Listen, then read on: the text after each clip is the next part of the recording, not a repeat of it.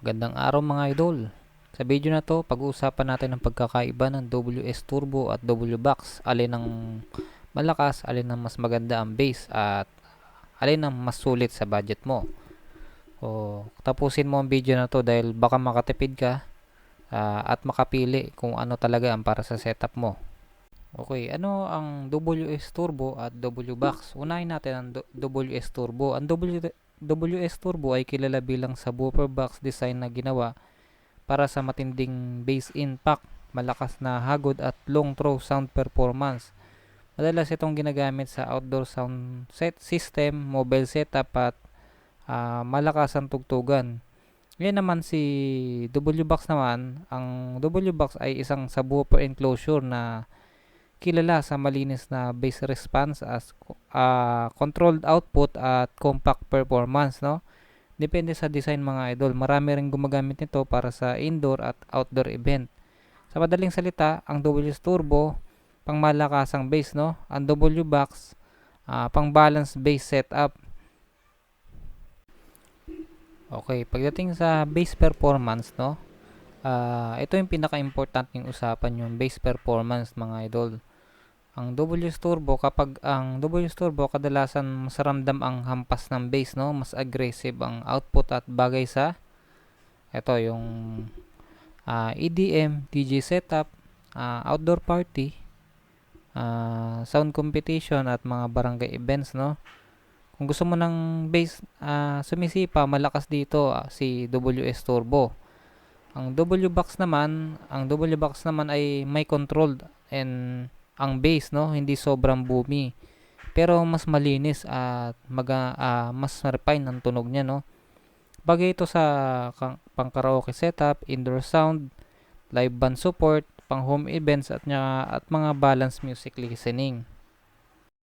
Kung pag-uusapan ang projection o abot ng tunog, si WS Turbo mas kilala ito sa malayo ang hagod, no? Lalo na sa open area. Kapag outdoor setup, maganda ang performance nito. Pero sa CW Box naman, maganda rin ang output nito pero mas bagay sa medium size area at controlled environment. Kung open field o malawak na lugar, WS Turbo tayo, no?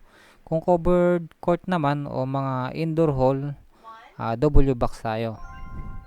Okay, pagdating naman sa size, space at build, WS Turbo, karaniwan mas malaki ang cabinet, no?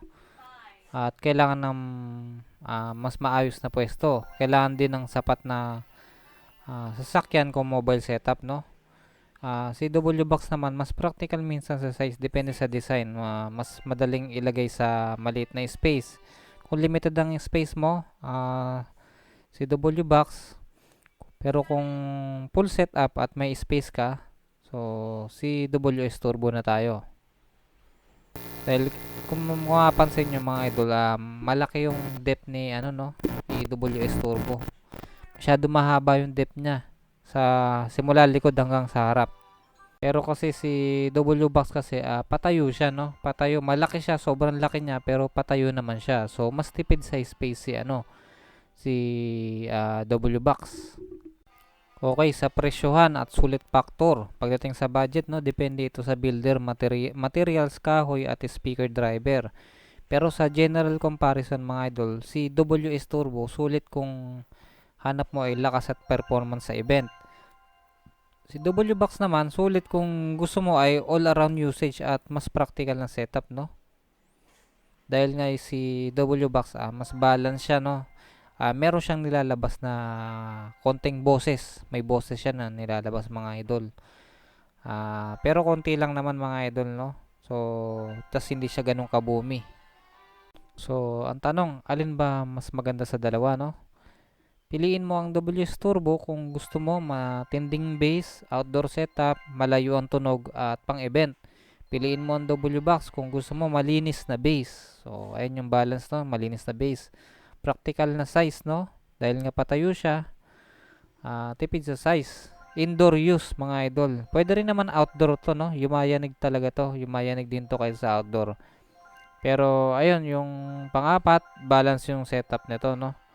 Si W Box. Ganito na lang tayo mga idol. Ikaw, anong pipiliin mo? S-Turbo ba o W box? Comment down below ang setup mo para matulungan kita kung ano yung ang the best para sa budget mo. Pa-like and subscribe at share para sa maraming pang audio tips mga idol at iba pang DIY tips. Maraming salamat mga idol.